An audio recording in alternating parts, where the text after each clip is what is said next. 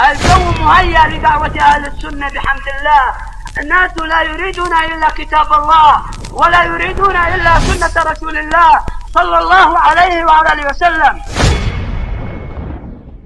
وإني لا أزيد سوى أن أؤكد أني أوصي الزوجين المباركين، بل أوصي كل الأزواج، من كان منهم حديث عهد ومن كان منهم مثلي قديم عهد بالزواج، بثلاث وصايا نافعات. أما النصيحة الأولى فهي أن نبني بيوتنا على دين الله عز وجل، فوالله ثم والله ما نزلت البركة ولا نزل الخير إلا بأن يقام البيت على دين الله عز وجل، بأن نتعاون في بيوتنا على دين الله عز وجل. ألم نسمع ونفهم قول حبيبنا ونبينا وإمامنا وقدوتنا وقرة عيوننا محمد بن عبد الله صلى الله عليه وسلم: رحم الله رجلا قام من الليل فصلى ثم أيقظ امرأته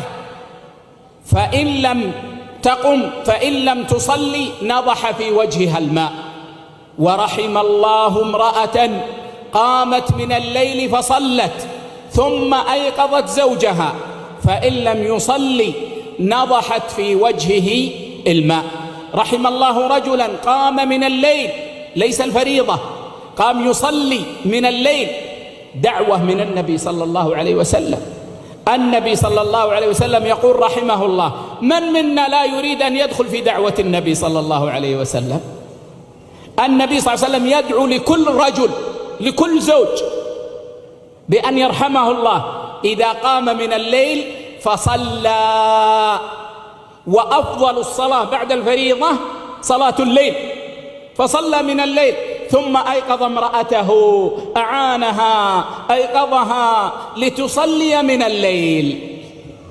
فإن هي صلت فالحمد لله، وإن هي أبت وأحبت النوم وأرادت أن تنام نضح في وجهها الماء، جاء بماء ونضحه في وجهها لكي ينشطها على الطاعة. ورحم الله امرأة أيضا قامت من الليل فصلت، دعوة النبي صلى الله عليه وسلم لها، قامت من الليل فصلت ثم أيقظت زوجها، فإن قام فالحمد لله، وإن لم يقم نضحت في وجهه الماء حتى ينشط ويقوم في طاعة الله. فما أجمل أن نتعاون في بيوتنا على دين الله، أن يأخذ الزوج بيد زوجته إلى طريق الجنة، وأن تأخذ الزوجة بيد زوجها إلى طريق الجنة. وأما الوصية الثانية فهي أحبتي في الله وصية عظيمة غفل عنها كثير من الناس، وهي أن نحقق الأخلاق في بيوتنا، وأن نجعل أحسن أخلاقنا لأهلنا، فخياركم خياركم لأهله. النبي صلى الله عليه وسلم علمنا حسن الأخلاق، ولكن من أسف أن كثيرين منا اليوم أصبحوا إذا خرجوا إلى الشارع، إذا قابلوا الناس، إذا قابلوا الأصدقاء، قد يتخلقون بالأخلاق الطيبة مع الناس، يضحكون ويبتسمون ويدعون، لكن ما أن يعود الواحد منهم إلى بيته ويغلق باب بيته حتى ينقلب أسدا هصورا، يصرخ هنا ويضرب هنا ويشتم هنا ويلعن هنا، حتى يصبح أهل البيت يتمنون أن يخرج من البيت. وما هكذا علمنا، وما هكذا يكون خلق المسلم. ألا ترون أن النبي صلى الله عليه وسلم كان يكون في بيته في خدمة أهله صلى الله عليه وسلم؟ كان النبي صلى الله عليه وسلم يبذل لعائشة رضي الله عنها أحسن الأخلاق. كان النبي صلى الله عليه وسلم يتعرق اللحم.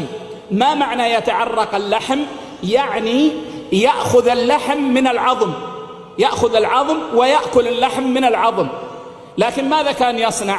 كان يعطي العظم لعائشة رضي الله عنها وعليه اللحم لكي تأكل عائشة منه، فإذا أكلت وضع فمه الشريف صلى الله عليه وسلم على الموضع الذي أكلت منه عائشة رضي الله عنها، لأنه يعلم أنه بهذا يطيب قلبها. بل اسمعوا هذه العجيبة.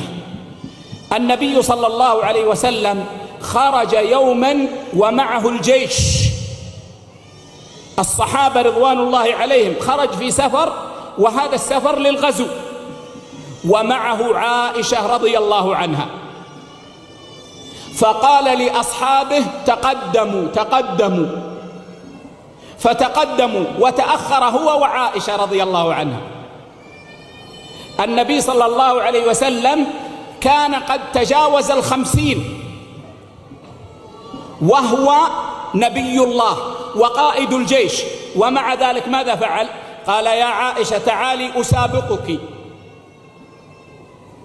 فسابقها صلى الله عليه وسلم فسبقته، لأنها كانت خفيفة صغيرة. فبعد سنين خرج النبي صلى الله عليه وسلم في مسير مع الجيش ومعه عائشة رضي الله عنها، فقال للقوم تقدموا تقدموا، فلما تقدموا قال يا عائشة تعالي أسابقك،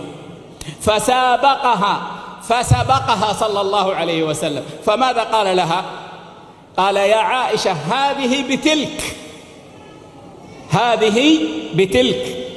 انظروا هذا الخلق، ما منعه أنه كبير في السن، ما منعه أنه نبي الله، ما منعه أنه قائد الجيش من أن يعامل امرأته بهذا الخلق الجميل الذي يجعل البيت مبنيا على المودة والرحمة والمحبة، فلا يدخل الشيطان هذا البيت أبدا. الوصية الثالثة واذكرها باختصار. أنا أوصي كل زوجين في أمور الدنيا بأن يعذر كل واحد منهما الآخر، وأن يتنازل عن شيء من حقه في أمور الدنيا، فإن أمور الدنيا لا بد فيها من تقصير، لا بد فيها من تقصير. ولكن الزوج العاقل يرفق بامرأته وينظر إلى خيرها حتى ينسى ما وقع. ولذلك ماذا قال النبي صلى الله عليه وسلم؟ قال لا يفرق مؤمن مؤمنة. لا يفرق يعني لا يبغض زوج زوجته المؤمنة، إن كره منها خلقا رضي منها خلقا آخر. فالمؤمن العاقل إذا رأى شيئا من أمور الدنيا ليس في الدين، من أمور الدنيا تنازل وقال فيها خير آخر، فيها شيء أعظم. والزوجة تطيع زوجها في غير معصية الله، لأنه جاء عن النبي صلى الله عليه وسلم أنه قال لو كنت آمرا أحدا أن يسجد لأحد لأمرت المرأة أن تسجد لزوجها من عظم حقه عليها. والحديث صالح للاحتجاج وقد راجعت إسناده كثيرا. فالنبي صلى الله عليه وسلم بين للمرأة عظم حق زوجها عليها، فلا ينبغي للمرأة أن تقف عند أمور الدنيا والتقصير، بل تتنازل مع طاعة زوجها في غير معصية الله. إذا بنيت البيوت على هذه الوصايا الثلاث والله ستعمر في الدنيا وتكون سببا في فوزنا ونجاتنا يوم القيامة، ويندحر الشيطان فيما بيننا. أسأل الله بأسمائه الحسنى وصفاته العلى أن يطيب قلوب المسلمين للمسلمات. اللهم يا ربنا اجمع بين كل زوجين على الخير والهدى والمحبة، ولا تجعل للشيطان بينهما طريقا. والله أعلم، وصلى الله على نبينا وسلم.